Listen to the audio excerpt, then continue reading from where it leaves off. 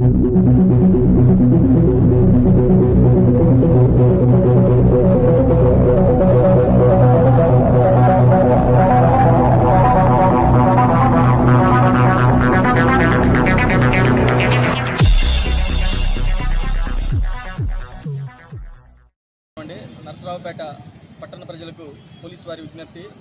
గతంలో ఎవరికైతే వెహికల్స్కి చలానాలు రాసినారో వాళ్ళందరూ కూడా దాదాపుగా ఒక్కొక్క వెహికల్ మీద 4-5 చలానాలు పెండింగ్ ఉన్నాయి.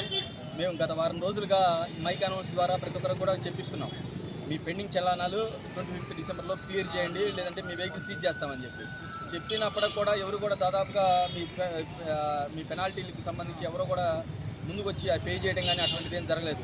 ఈ రోజు నుంచి కూడా మా ఎస్పీ శ్రీ కంచి శ్రీనివాసరావు గారి ఆదేశాల మేరకు స్పెషల్ డ్రైవ్ పెట్టడం జరుగుతుంది. ఏ వెహికల్ అయినా కూడా పెనాల్టీ ఏదైతే పెండింగ్ ఉన్నాయో వాటిని కూడా మేము చలానాలు ఇంపోజ్ చేయడం కోసం, అదేవిధంగా పాత చలానాలు ఏదైతే ఉన్నాయో వాటిని కట్టించడం కోసం స్పెషల్ డ్రైవ్ చేస్తున్నాం.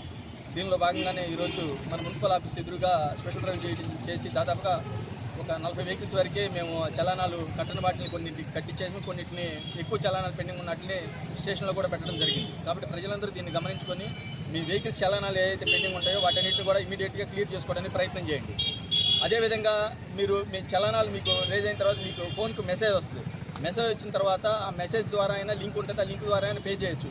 అలా కాకుండా డూప్లికేట్ మెసేజెస్ ఏమన్నా వచ్చినట్లయితే దీన్ని అదునుగా చేసుకుని సైబర్ నేరగాళ్ళు కూడా డూప్లికేట్ మెసేజెస్ పంపిస్తున్నారు ఫోన్.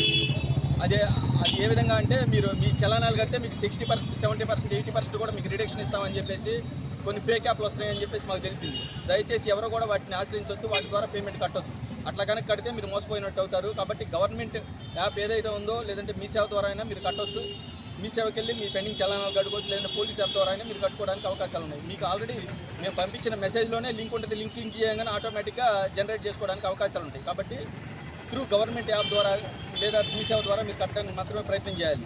కాబట్టి ప్రజలందరూ దీన్ని గమనించి పోలీసు వారికి సహకరించి పెండింగ్ చలానాలు వెంటనే క్లియర్ చేస్తారని చెప్పేసి కోరుకుంటున్నాను.